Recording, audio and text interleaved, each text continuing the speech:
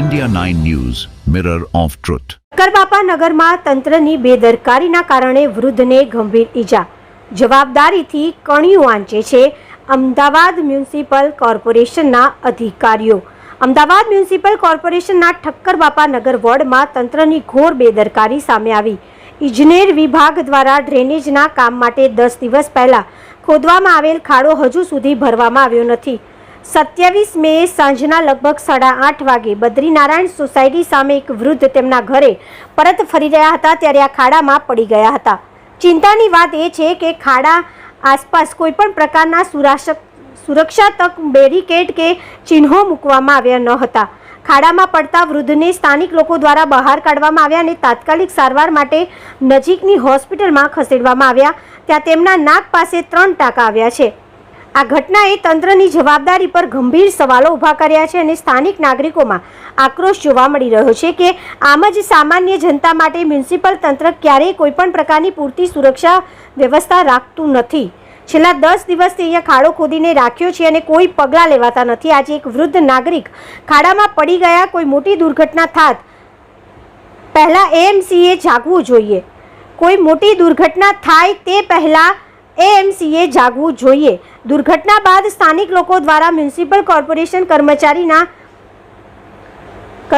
જયેશભાઈ બારોટને જાણ કરતા જયેશભાઈ દ્વારા જવાબ આપવામાં આવે છે કે અત્યારે મને કોલ કરવો નહીં, જેવું સ્થાનિક લોકોના આક્ષેપો છે. શું જયેશભાઈ બારોટને પ્રજાની કોઈ પણ પરવા નથી? શું આવા જવાબ આપનાર જયેશભાઈ બારોટ જેવા કર્મચારીને સરકારી તંત્રમાં રહેવાનો અધિકાર રહે ખરો? હવે જોવાનું એ રહેશે કે એએમસીના જવાબદાર અધિકારીઓ આ ઘટનાને ગંભીરતાથી લઈ આગળ શું પગલાં ભરે છે અથવા મૌન જાળવીને વધુ અકસ્માતોને આમંત્રણ આપે છે. Bureau report સચિનભાઈ Panchal, Ahmedabad. દર્શક મિત્રો, ઇન્ડિયા 9 ન્યૂઝમાં આપનું હાર્દિક સ્વાગત છે. આ સમગ્ર મામલે અહીંયા બનાવ શું બને તો હમણાં અમે અહીંયા ઊભા હતા તો એક દાદા બિચારા બાઇક લઈને આવતા હતા. મોટી ઉંમરના દાદા હતા.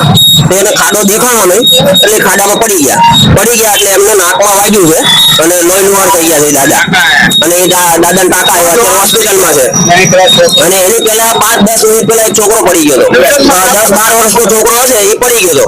તો એમને અહીંયા સરકારને મૂકવાની જરૂર નથી. આ જોવો તો તમે અહીંયા કાંઈ મૂક્યું નથી, બેરિકેડ નથી, કાંઈ નથી. આ બેદરકારી કેવી છે આ લોકોની? જોવો તમે આ ખાડો છે એના કારણે ખોઈ ગયો. આ ખાડો પાણીની લાઈન માટેનો છે. 5 દિવસથી આમ નામ જ છે, કાંઈ થયું નથી. 5 દિવસ કોઈ બોલવા નથી આવ્યું, કાંઈ નથી. 10 દિવસથી ખોદેલો છે. તમે મ્યુનિસિપાલિટીમાં રજૂઆત કરી? હા, મેં નંબર આવ્યો હતો, મેં ફોન કર્યો હતો. તો જયેશભાઈ કરેલો તો એમને કીધું કે રાતે ફોન નહીં કરવાનો. એટલે પછી મેં કાપી નાખ્યો. પછી મેં એમને આખી સ્ટોરી કીધી, મેં દાદા કોઈ પડી ગયા છે, તમે જુઓ, કોઈને મોકલો તો અહીંયા કંઈક મુકાવડાવે તો રાતે કોઈને કોઈ એક્સિડન્ટ ના થાય. સારું ચાલુ હું કહું છું એવું કીધું એને. પછી કઈ જવાબ નથી આવ્યો. પછી ફોન બંધ થઈ ગયો. અને આ કેટલા દિવસથી અમને ખાડો પડી ગયો છે? કેટલા દિવસ? અઠવાડિયાથી છે. 10 દિવસ જેવું થયું હશે મિનિમમ. મ્યુનિસિપાલિટી વાળા કોઈ આવતા નથી અહીંયા? ના, કોઈ જોવા નથી આવતું. જોવા બી નહીં આવતા. આ તમને વિડીયો બી બતાવું, તમને વિડીયો બી આપીશ, તમે જોજો કે કેવી હાલત છે દાદાની બિચારાની. મોટી ઉંમરના દાદા છે, એને કોઈ અહીંયા છે નહીં અત્યારે. 2 દિવસ પહેલા એક્ટિવા વાળો પડી ગયો.